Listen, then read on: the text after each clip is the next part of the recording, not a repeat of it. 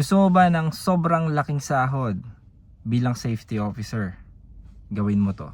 Kung pwede kang kumita ng 10 times ng sahod mo ngayon, parehas ng titulo, parehas ng posisyon, gagawin mo ba?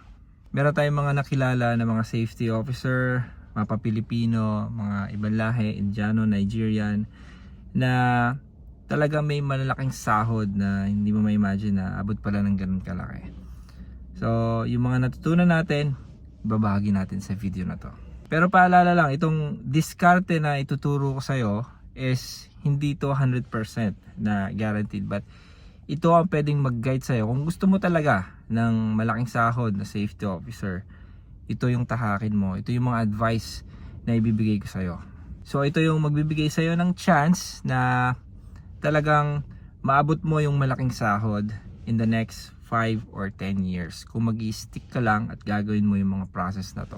Hindi ko kayo lolokohin personally, wala tayong experience sa mga babanggitin ko na industry, but I know some people at madami tayong natutunan at tinanong natin yung mga iba't ibang mga requirements, paano ba makapasok sa ganong posisyon at ganong industry, at gusto kong ibahagi this video na to. Lalo na kung ikaw ay bago pa lang nagsisimula na safety, I hope ma-inspire ka. Gamitin mo to kung ito talaga yung linya na gusto mo. Tahakin mo, sundan mo lang tong mga advices na to. Number 1 is pumili ka ng tamang industry. Alam na natin na high risk industry category have a highest paying job. Hindi lang mapa safety, technician, kung ano man yan. Kung nasa industry ka na high risk, of course, may extra payment yan. At malaki ang sahod. So ano ba yung mga yon? Oil and gas, number 1. Kahit sa Pilipinas, especially sa Middle East, malaki talaga ang sahod dyan.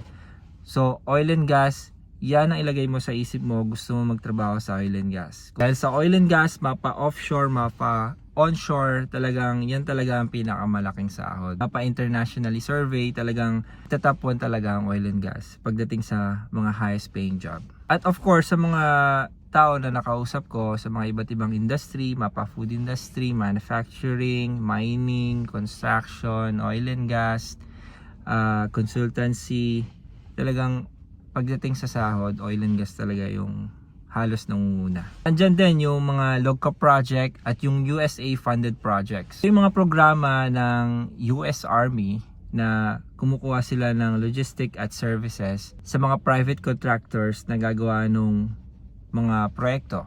So kailangan nila ng private company na gagawa nun. So kung mapapasok ka doon, malaking sahod din ang mapapabigay sa'yo. Kasi mostly American company. So yung sahod mo nakabase sa Amerika. Siyempre, nandyan din yung mga lugar na may mga geopolitical risk. But of course, hindi ito para sa lahat kasi mayroon tong kasamang panganib. Hindi safe kasi yung iba na nakakwentuhan ko na pagpupunta sila dun sa project site nila is meron silang escort na military. Kasi minsan may mga barilan. So yun yung mga kakaharapin mo. At expect mo na, of course, na malaking sahod kasi buwis buhay, sabi nga nila. So kung mapapansin mo, napakadali ng pattern, di ba? Kung mataas ang risk sa industry na papasukan mo, of course, expect mo malaking sahod. Ganun lang yun.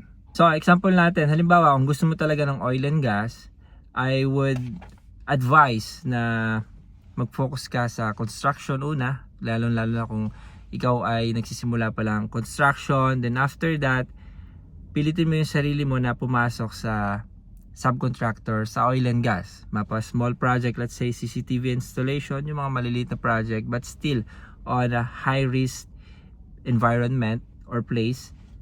Oil and gas, subcontractor, walang problema. Maliit ang sahod sa simula, walang problema. Dahil yan ang steps na kailangan mo. Now, let's say na-terminate ka sa una mong trabaho, first job as a safety officer. May nag-offer sa'yo na magtrabaho ka as safety officer sa manufacturing.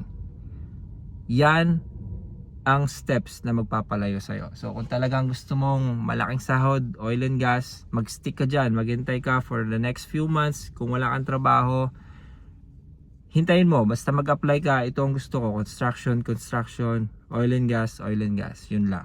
Kasi pagka lumihis ka, mapapalayo ka talaga.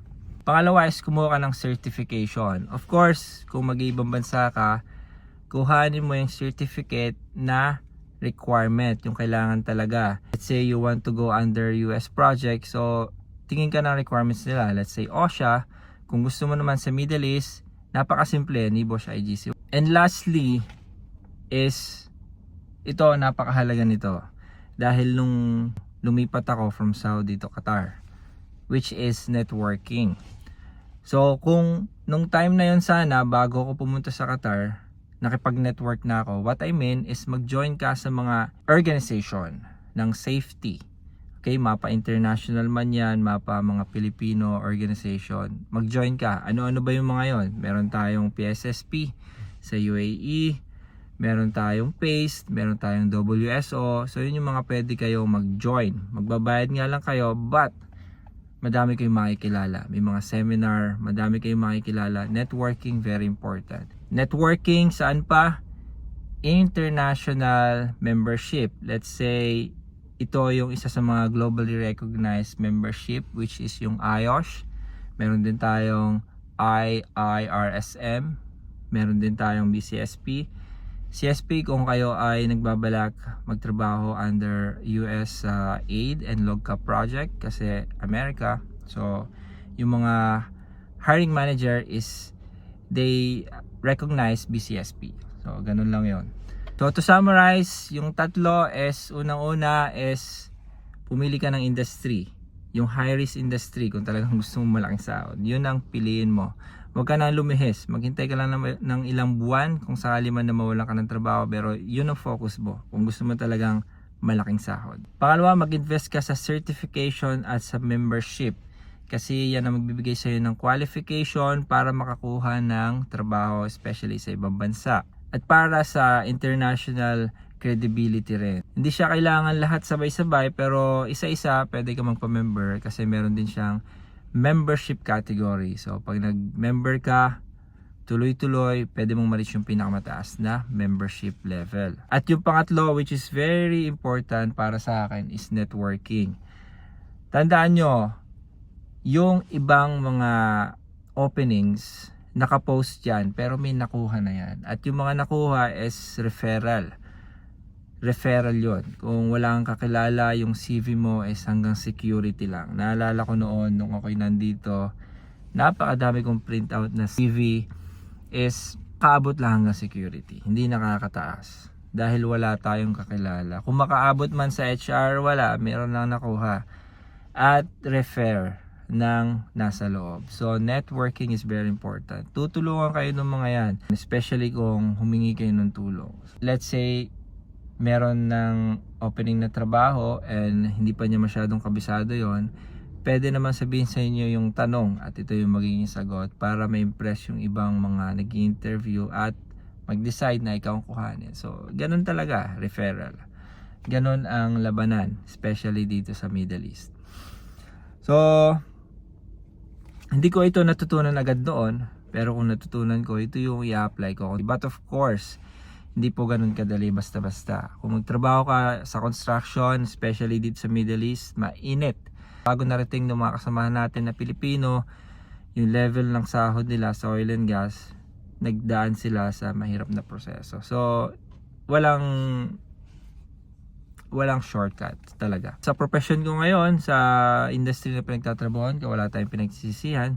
Dahil meron naman tayong iba't ibang experience, lahat ng pinagdaanan natin, kung saan tayo na-expose, yung mga nakatrabaho natin, is part na ng ating buhay. So, mga lesson learned, kumbaga. Ito ay mga nakuha kong informasyon at mga experiences sa mga iba't iba natin kasamahan ng mga Pilipino. Hindi to guaranteed 100%, pero magbibigay sa'yo ng chance na marating yung gusto mo talaga na sahod. Maghintay ka lang 5 to 10 years, dadating yung break sa'yo. So kung may mga katanungan ka, i-comment mo lang sa baba. Tingnan natin kung masasagot natin. Kung may kasamahan ka or kaibigan kang gusto mag-safety officer abroad, i-forward mo tong video na to sa kanya. Ito ang kailangan niya na marinig sa ngayon.